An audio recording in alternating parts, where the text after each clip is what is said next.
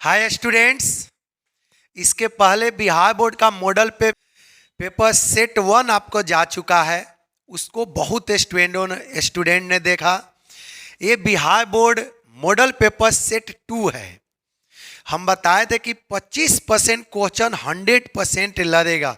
ये सेट 2 है, इससे भी 10 क्वेश्चन लड़ेगा। इसमें 50 ऑब्जेक्टिव केवल है। इसमें कितना ऑब्जेक्टिव है? 50 10 से 15 100% लड़ेगा, नहीं कि कोई सवालें नहीं है। क्योंकि ये बिहार बोर्ड के द्वारा मॉडल पेपर तैयार किया हुआ है। इसमें बहुत वैसा क्वेश्चन आप देखोगे ना जिसको आप पहले से नहीं जानते हो। किताब में भी किसी का क्वेश्चन नहीं दिया हुआ है, लेकिन बिहार बोर्ड उस टाइप का क्वेश्चन भी पूछ देता है जो भी आपके बुक में नहीं दिया है। देखिए, आते हैं सीधे टॉपिक पर। देखिए, चलते हैं क्वेश्चन नंबर 1 पर। बहुत इंपॉर्टेंट क्वेश्चन है, देखिएगा। If for a national net factor income from abroad is negative. ऐसा क्वेश्चन कितना बार आपको पहले हम बता चुके हैं। देखिए, यदि बोला कि net factor income from abroad यदि नेगेटिव है, then GDP is equal to GNP, GDP greater than GNP. आपका सही आंसर क्या होगा बाबू? बी होगा। नेक्स्ट क्वेश्चन चलिए।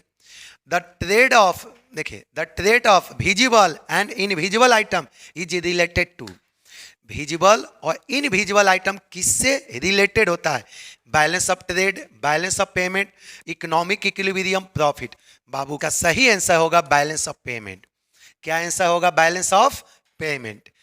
नेक्स्ट देखिएगा question number 3। When there is favourable balance of trade then formula. Favourable बाबू कब होगा? जब, याद रखना, एक्सपोर्ट ज्यादा होता है। किससे? इंपोर्ट से। फेवरेबल कब माना जाता है? जब एक्सपोर्ट ज्यादा होता है इंपोर्ट से। क्वेश्चन नंबर 4 चलते हैं, देखिएगा। Foreign exchange rate is determined by. बताइए, फॉरेन एक्सचेंज रेट किसके द्वारा डिटरमाइन होता है? World Bank, government of nation, आगे demand and supply force, bargaining. किसके द्वारा डिटरमाइन बाबू होता है? तो देखिए, डिमांड एंड सप्लाई फोर्स के द्वारा डिटरमाइन होता है। चलिए अगला पॉइंट 5 क्वेश्चन पर चलते हैं। बहुत इंपॉर्टेंट है, देखिएगा। Money is what money does, who said state. ये आप तो जान ही रहे हैं। Money is what money does, ये किसने कहा था? देखिए, हार्टले वीडस, कैनैप, देखिए क्राउथर, कोलवान। ये किसने कहा था? ये तो आप जान ही रहे, हार्टले वीडस। नेक्स्ट क्वेश्चन चलते हैं। इस क्वेश्चन से, इस वीडियो से 10 से 15 नंबर का आपका ऑब्जेक्टिव लगेगा। ये क्वेश्चन थोड़ा सा अलग हटके है। ये आपके बुक में भी नहीं दिया कुछ, इसका कुछ आंसर ऐसा हम आपको मिलेगा। इसका कुछ क्वेश्चन वैसा भी है जो आपको बुक में दिया हुआ नहीं है, ध्यान से देखना होगा। चलिए आते हैं next question. Which of the following is the item of current account. बताइए, करेंट अकाउंट का कौन आइटम है? Export of visible items, import of visible items, expenses of tourist, non all of दी। इस सभी होगा बाबू। इसका आंसर क्या होगा? ऑल ऑफ दीज होगा। चलते हैं क्वेश्चन नंबर 7। देखिए क्वेश्चन नंबर 7 क्या है? देखिए, out of the flowing which one is the item of capital account. बताइए, इसमें से कौन सा कैपिटल अकाउंट का आइटम है? फॉरेन डायरेक्ट इन्वेस्टमेंट, ये तो है ही। गवर्नमेंट ट्रांजेक्शन, ये भी है। प्राइवेट ट्रांजेक्शन, ये भी बाबू है। सही आंसर क्या होगा? डी होगा, all of these. Next point देखिएगा। Which budget is desirable during depression. बताइए, डिप्रेशन के समय कौन सा बजट बनाना सही होता है? कौन सा बजट इंपॉर्टेंट होता है, बेनिफिशियल होता है? सरप्लस बजट नहीं, डिफिसिट बजट। जब डिप्रेशन के समय कौन सा बजट बाबू बनाया जाता है? Deficit budget. चलिए क्वेश्चन नंबर 9 पर चलते हैं। व्हेन एसी फॉल, बोला कि जब एसी फॉल होता है, गिरता है, which of following is true. आप लोग तो जान ही रहे, डायग्राम तो आप लोग को क्लियर पता होगा।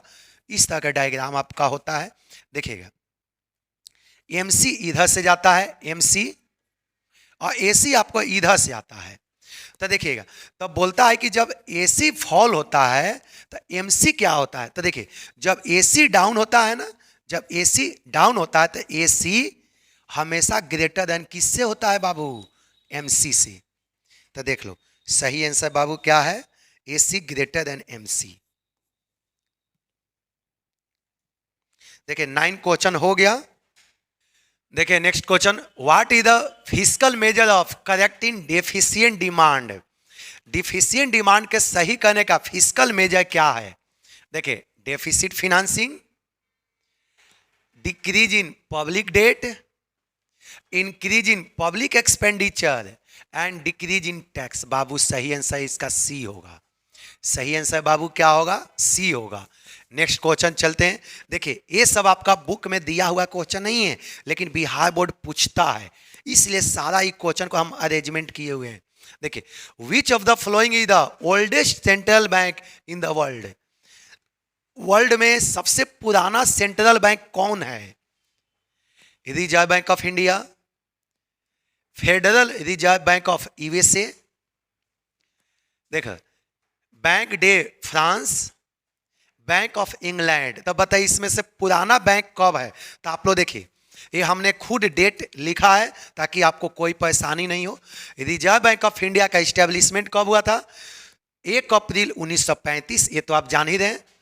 Federal reserve bank of USA, इसका इस्टेब्लिशमेंट बाबू कब हुआ था, 23 दिसंबर 1913 को। देखिएगा बैंक डे फ्रांस का इस्टेब्लिशमेंट कब हुआ था, देखिए 18 जनवरी 1800 में।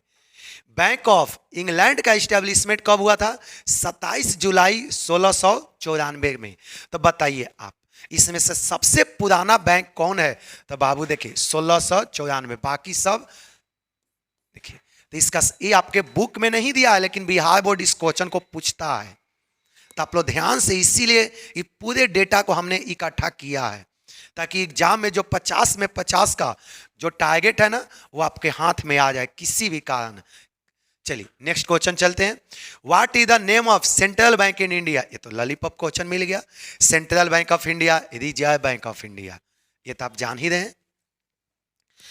When was imperial bank establish. Imperial bank कब इस्टेब्लिश हुआ था। देखिए इसका ऑप्शन गलत दिया हुआ था, इसीलिए हमने सही किया है। 1921 में इंपीरियल बैंक कब इस्टेब्लिश हुआ है, 1921 में। नेक्स्ट पॉइंट देखिएगा। देखिए Narasimham committee report is related to reform of which of following. Narasimham committee किस रिफॉर्म से रिलेटेड है। Tax reform, administrative reform, trade reform, banking reform. ये तो आप लोग, ये तो पहले भी वीडियो गया है कि नरसिम्हम कमिटी किस रिफॉर्म से रिलेटेड है, बैंकिंग रिफॉर्म से। नेक्स्ट क्वेश्चन चलते हैं। कंज्यूमर इक्विलिब्रियम पॉइंट इज, बताइए कंज्यूमर इक्विलिब्रियम कहां पर होता है। Marginal utility equal to price, marginal utility less than price, marginal utility greater than price, none of the. एक कॉपी में आपको बताए हैं फर्स्ट वाला। देखिए कंज्यूमर इक्विलिब्रियम का पॉइंट बताए होंगे जहां पर MUX इक्वल टू क्या होना चाहिए, PX। देखिए यही पॉइंट बताए हैं, कॉपी में आप लोग जाके चेक कीजिए, मिलेगा। नेक्स्ट पॉइंट चलिए देखिएगा। MPC plus MPS equal to, ये तो जान ही रहे हैं कि 1 होता है। क्या होता है बाबू, 1 होता है। नेक्स्ट क्वेश्चन पर चलते हैं 17। ताकि 100 में 100 इकोनॉमिक्स में लाना कोई बड़ी बात नहीं है। चलिए नेक्स्ट क्वेश्चन देखिएगा। Among the following what is C in the multiplier. बोला कि C क्या है। तो C क्या होता है आप लोग सब स्टूडेंट जानता होगा, क्योंकि अनेकों बार क्वेश्चन बता चुके। Marginal propensity to consume. C क्या होता है बाबू, marginal propensity to consume. Next question चलिए 18। Marginal propensity to consume is known from the which of the following. Marginal propensity to consume कैसे निकलता है, Y/C नहीं, डेल्टा Y/C नहीं, C/Y नहीं। बाबू इसका सही आंसर क्या है, डेल्टा C/डेल्टा Y। Change in consumption divided by change in income, ये सही ऑप्शन है। चलिए question number 19। In paper money which value is higher out of following. बताइए इसमें से किसका वैल्यू सबसे ज्यादा होता है। Market value, face value, intrinsic value. Intrinsic value paper money का 0 होता है बाबू, याद रखना, ये भी ऑब्जेक्टिव पूछ देगा कि पेपर मनी का इंट्रिंसिक वैल्यू क्या होता है, तो याद रखना इसका इंट्रिंसिक वैल्यू क्या होता है, 0। ये भी ऑब्जेक्टिव आ जाता है बाबू। इसका सही आंसर क्या होगा, फेस वैल्यू। अगला पॉइंट देखिएगा, इफ MPC 0.5 देन मल्टीप्लाई के विल बी। आप तो जान ही रहे हैं के क्या फॉर्मूला होता है, 1 माइनस MPC, यही ना के फॉर्मूला होता है। अब इस पर रखिए 1 माइनस, देखिए MPC कितना दिया है 0.5, तो यहाँ पर 0.5 रखेंगे, माइनस कीजिए 0.5 को हटा देंगे तो ऊपर 10 चल जाएगा, कट करेंगे तो कितना ऐसा आएगा 2, तो बाबू सही आंसर क्या होगा 2। नेक्स्ट क्वेश्चन देखिए 21, विच of the following is near money. बताइए नियर मनी कौन है, सिक्योरिटी। नियर मनी बाबू किसको कहा जाता है, सिक्योरिटी को कहा जाता है। चलिए नेक्स्ट पॉइंट चलते हैं 22, what are the main function of money. बताइए मनी का मेन फंक्शन क्या है, प्राइमरी फंक्शन, ये तो सब खुश हो गया होगा नाम सुन के। सेकेंडरी फंक्शन ये भी है, कंटीजेंट फंक्शन बाबू ये भी है, तो सही आंसर क्या होगा डी। देखिए ये सब इंपॉर्टेंट, यही सब क्वेश्चन 50 में 50 आपको देगा, 50 में 50। चलिए नेक्स्ट क्वेश्चन चलते हैं 23, which of the following is legal tender money. बताइए इसमें से लीगल टेंडर मनी कौन है, credit money, circulated paper currency. बाबू सही आंसर क्या है इसका, बी है, सर्कुलेटेड पेपर करेंसी। कोई दिक्कत, चलिए ये सब आपके लिए सब अरेंजमेंट करके लाए हैं ताकि बच्चा सब 100 में 100 इकोनॉमिक्स में जरूर ला सके। देखिएगा next, on which of the following method is the system of circulation of paper money is base. इसका सही आंसर क्या होगा, मिनिमम। देखिए ये बुक में नहीं बाबू दिया है क्वेश्चन, ये बुक में खोज के रह जाओगे, नहीं मिलने वाला है, लेकिन बिहार बोर्ड इसको पूछता है। ये क्वेश्चन बुक में नहीं है, खोजते रह जाओ, दिन भर रात भर खोजते रहो खाना पीना छोड़ के, तब भी नहीं मिलेगा। ये क्वेश्चन बुक में नहीं है, तब भी बिहार बोर्ड पूछ देता है। इसीलिए इस वीडियो को लाए हैं ताकि किसी भी स्टूडेंट का एक भी क्वेश्चन ना छूटे। चलते हैं नेक्स्ट, देखिए on which of the following method is the system of circulation of paper money base, minimum reserve method, cent percent reserve method, proportionate mix method, on all of the. बाबू इसका सही answer ये होगा। यहाँ पर भी हो जाता है लेकिन यहाँ पर मिक्स नहीं होता है, इस ऑप्शन में मिक्स दे दिया है इसीलिए नहीं हो पाएगा। चलिए नेक्स्ट क्वेश्चन 25, देखिएगा, what type of paper currency is not in circulation in the currency standard. Currency standard में इसमें से कौन नहीं है, रिप्रेजेंटेटिव पेपर मनी ये तो होता ही है बाबू, कन्वर्टिबल मनी ये भी होता है, नॉन कन्वर्टिबल मनी बाबू ये भी होता है। देखिए 58 पेपर मनी ये आपका नहीं होता है, 58 पेपर मनी ये नहीं होता है। नेक्स्ट 26, अकॉर्डिंग टू, देखिए according to Gresham law which money is good money. कौन सा मनी को सही मनी माना जाता है, ये तो सब आप लोग जानते हैं। वॉलंटरी मनी नहीं, रिप्रेजेंटेटिव मनी नहीं, स्टैंडर्ड मनी को किसको अच्छा माना जाता है, ये सब बुक में बाबू नहीं दिया है। आप लोग एक एक करके वीडियो देखो और इसको शेयर कीजिए, जितना हो सके आप शेयर करिए, वही आपको बेनिफिट मिलेगा। चलिए नेक्स्ट क्वेश्चन चलते हैं, देखिएगा, who was the author of book purchasing power of money 1911। बताइए इसका राइटर कौन है, मार्शल, देखिए इरविंग फ्रीसे, कौन राइटर है, इरविंग फ्रीसे। नेक्स्ट क्वेश्चन चलते हैं, देखिए, who regulate money supply. Money supply को इंडिया में कौन रेगुलेट करता है, government of India, reserve bank of India, commercial bank, planning commission. बाबू मनी सप्लाई को कौन रेगुलेट करता है, reserve bank of India. Next question देखिएगा 30, according to income theory of money the value of money depend on. Income theory of money के अनुसार money किसके ऊपर डिपेंड होता है, consumption, income, consumption, saving, all of this. बाबू सही answer क्या होगा इसका, सी होगा।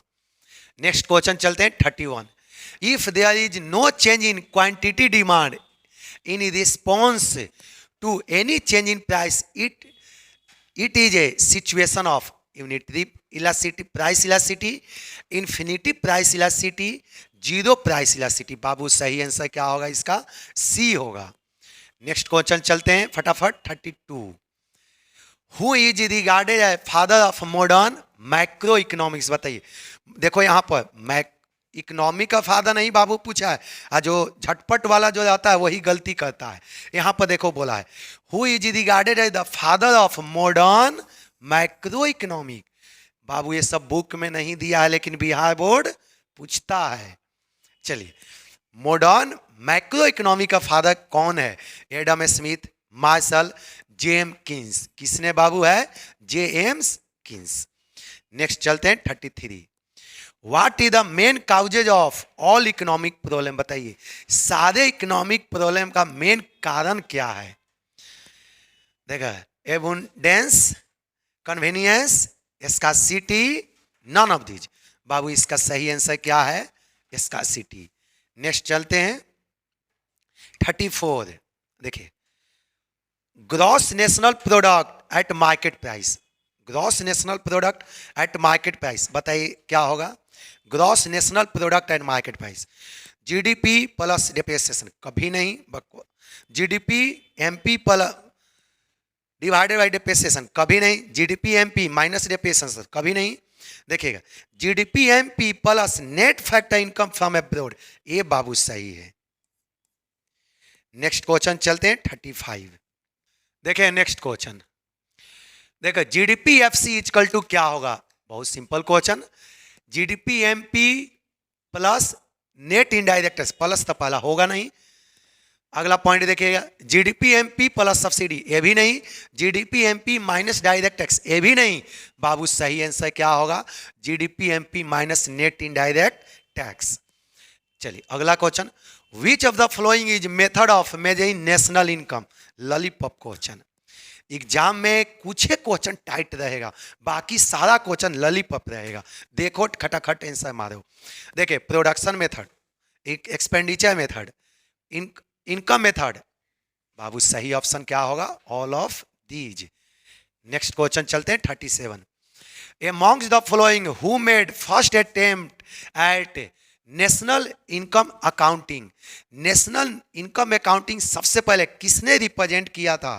देखे, Gadgil, kings, Gregory kings, Simon Kuznets. ये किसने आपको किया था? साइमन कुंटज। नेक्स्ट पॉइंट फटाफट, विच of the following included in stock? ये तो पहले भी वीडियो गया है इस क्वेश्चन का। चलिए, वेल्थ होता ही है, क्वांटिटी ऑफ मनी ये भी बाबू होता है, quantity of grain kept in warehouse बाबू ये भी होता है। सही बाबू आंसर क्या होगा इसका? डी होगा। चलिए 34 देखिएगा, विच of the following is characteristic of PO competition? बताइए, एक पीओ कंपटीशन का कौन कैरेक्टरिस्टिक है? परफेक्ट नॉलेज ऑफ मार्केट नहीं, परफेक्ट मोबिलिटी ऑफ फैक्टर्स नहीं, होमोजीनियस प्रोडक्ट बाबू ये सही है। चलिए नेक्स्ट क्वेश्चन 40। यहां तक तो किसी को भी डाउट नहीं है। चलिए 40 पर चलते हैं। चलिए नेक्स्ट क्वेश्चन देखिएगा, the market value of all the final goods and services produce during the year in economic is called gross domestic product. बाबू इसमें तो सोचना क्या है, ये तो आप लोग जान ही रहे हैं इस क्वेश्चन का आंसर। चलिए 41, विच of following inflation is most suitable for any economy? बताइए, किस इन्फ्लेशन 4 टाइप का हो, ये बुक में नहीं दिया है, आगे बीकॉम में पढ़ोगे, सीए में पढ़ोगे, लेकिन अब ये पूछ देता है, इसीलिए इसको हमने अरेंजमेंट किया है। Which of following inflation is most suitable for any economy? देखिएगा, गलोपिंग और हाइपर इन्फ्लेशन, क्रीपिंग इन्फ्लेशन, देखिए वाल्किन of trotting inflation, running inflation. बाबू कौन सा मोस्ट सुटेबल होता है? Creeping inflation. समझ में आ गया? क्रीपिंग इन्फ्लेशन मतलब होता है कि वैसा इन्फ्लेशन जो धीरे धीरे बढ़े, एक के बाद नहीं कि पूरा तेजी से बढ़ गया, वैसा नहीं। क्रेकिंग इन्फ्लेशन बोलते हैं कि पहले 10 रुपया है, उसके बाद 5% बढ़ा, उसके बाद 2%, उसके बाद 4%, 8%, धीरे धीरे जो बढ़ता है उसको बोलते हैं क्रेकिंग इन्फ्लेशन, ये सुटेबल होता है। नेक्स्ट पॉइंट चलिए, which of following is not cause based inflation? Demand pull inflation, बाबू ये तो होता ही, कॉस्ट इन्फ्लेशन भी बाबू होता है, devaluation, reduce inflation. Next question चलिए, who gave the concept inflationary gap, inflationary gap का कंसेप्ट किसने दिया? DH रॉबर्टसन, GN हम, JM Keynes, none of these. तो आपको पता है ना ये कौन दिए हैं? किन्स बाबू दिए हैं सब। अगला क्वेश्चन चलते हैं, next point, inflation is unjust. देखिए inflation is unjust and definition is inexpedient. What of the two perhaps definition is the worst? Whose statement is this? ये इस स्टेटमेंट को किसने दिया है? L.I. Klein, James Keynes. ये कौन बोला है इस स्टेटमेंट को? James Keynes. अगला पॉइंट चलते हैं 45। नेक्स्ट देखिएगा, which one is not function of commercial bank.